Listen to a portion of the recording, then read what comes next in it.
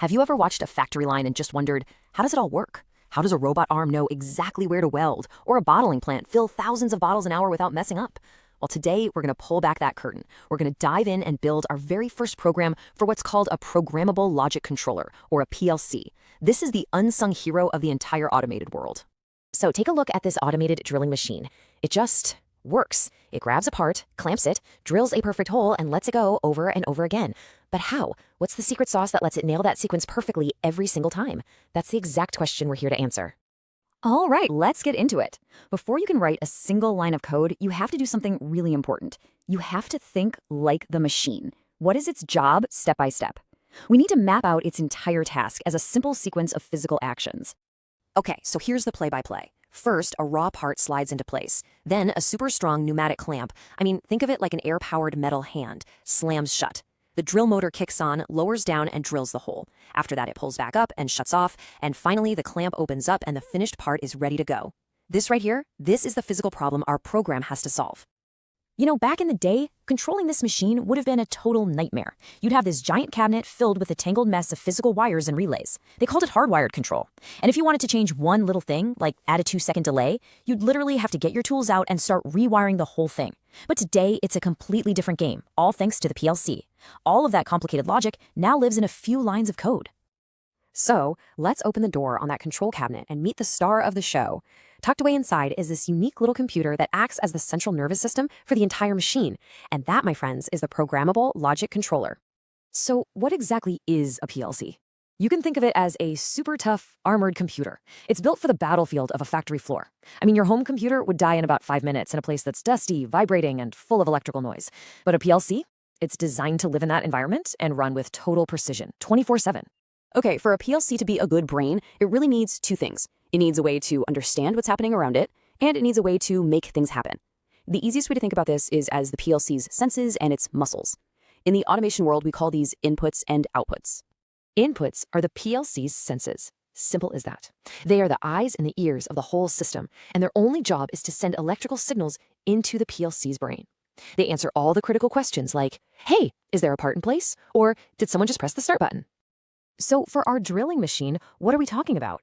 Well, the inputs would be things like the start push button for the operator, a little photoelectric sensor that sees when a workpiece has arrived, and these tiny little switches that get clicked when the drill is all the way up or all the way down. All right, so if inputs are the senses, then outputs, well, those are the muscles. These are all the devices that get a command from the PLC and then actually do something physical. They are the doers that turn the PLC's decisions into real-world action. And on our drilling machine, the outputs are the heavy lifters. We're talking about the big motor that spins the drill, an electric valve that tells the air to either clamp or unclamp the part, and maybe a simple light to let everyone know the machine is running. Okay, so we've got a brain, the PLC. We have senses, the inputs, and we have muscles, the outputs. So the big question is, how do we write the instructions that connect them all together? Well, we use a programming language, and the most common one out there is called ladder logic. This quote right here, it really hits the nail on the head. It says the rules are made by the program, not the wiring. And that is the absolute core of why PLCs are so powerful. The wiring is virtual now. It's just code. All the smarts are in the software, and that's what makes it so incredibly flexible. Now, the real genius of ladder logic is that it was designed to look familiar. It looks just like an electrical schematic, which made it super easy for electricians and technicians, the people actually using it, to pick it up. It looks like a ladder, right? You've got 2 power rails on the side, and then you have the rungs of logic in the middle. So let's actually build a single line of this code, what they call a rung. It all starts with those 2 vertical lines on the sides, the power rails. Just think of it like a simple circuit. Power wants to get from the left side to the right side, but it needs an unbroken path to do it. To create that path, we start by adding a condition. This is our input. This little symbol here, it's like an open switch. It's basically the PLC asking a question, like, is the start button being pressed right now? If the answer is yes, that switch closes, and power can flow right through it. And finally, at the very end of the rung, we add our action, the output. That's what the parentheses symbol means. So if all the conditions on the left side are true, the path is complete, power flows all the way to the right, and boom, the output turns on. It's a beautifully simple concept. If this is true, then do that. We have all the building blocks now, so let's put it all together. Let's write the actual simplified program for our drilling machine using these simple if-then statements. Let's just walk through the logic here. Rung number 1 says, if the start button is pressed and the sensor sees a part, then turn on the clamp. Okay, simple enough. Rung 2 says, if the clamp is on, then start the drill motor and make the drill go down. Then rung 3 reacts. If the drill hits that bottom sensor, then stop going down and start coming back up. You see how that works? Each action just triggers the next one in the sequence. It's beautiful.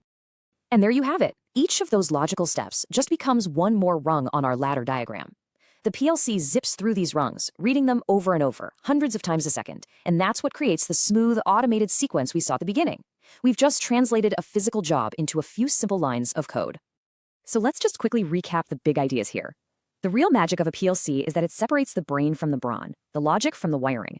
Its senses are called inputs, things like switches and sensors. Its muscles are called outputs, things like motors and valves. And we connect them all together using ladder logic, which is really just a visual way of writing a bunch of if-then rules that create a sequence. You know, once you get these basic ideas, you start to see the world a little differently. You'll start noticing the hidden logic in a traffic light, or the sequence of an elevator, or the automation at the grocery store checkout. It's this invisible language that makes so much of our modern world run. So my question for you is, now that you know the basics, what's something in your world that's just waiting to be automated?